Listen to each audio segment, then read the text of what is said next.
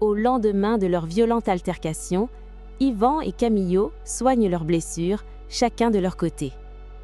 Persuadé de son droit, Camillo refuse catégoriquement d'accorder le divorce à Lucia, allant jusqu'à la menacer de lui retirer la garde de leur fille, Perla, si elle persiste à vouloir le quitter. Pendant ce temps, un greffon de cornet est disponible en urgence à Mexico pour la jeune Carolina.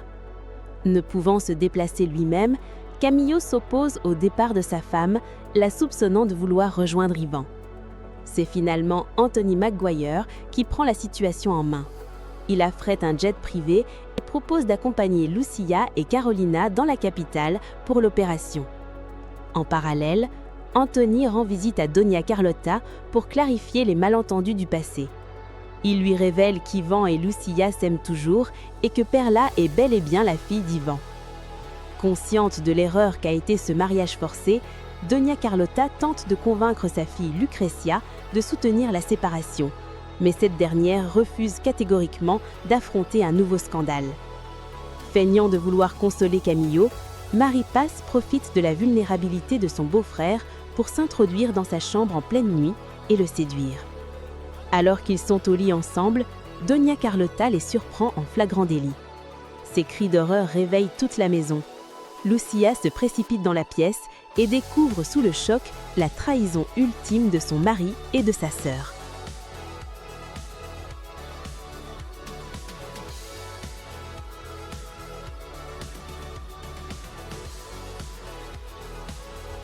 Lucrecia surprend Marie Paz en sous-vêtements dans la chambre de Camillo, le mari de sa sœur Lucia.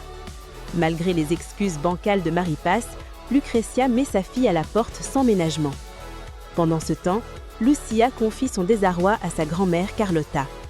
Épuisée par la jalousie de Camillo et troublée par ses propres sentiments pour Yvan, elle hésite sur la marche à suivre. Carlota est catégorique, le divorce est la seule issue.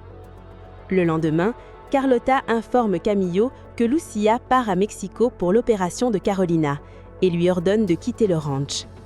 Évincé de la gestion du domaine au profit d'Ézéchiel, Camillo ravale sa fierté et se réfugie chez sa mère. En prison, Antolin s'inquiète pour Carolina, mais Yvan le rassure. Son père Anthony prend tout en charge. Côté judiciaire, le témoignage de la jeune Judith et l'expertise du verrou forcé confirment qu'Antolin s'est fait voler son arme.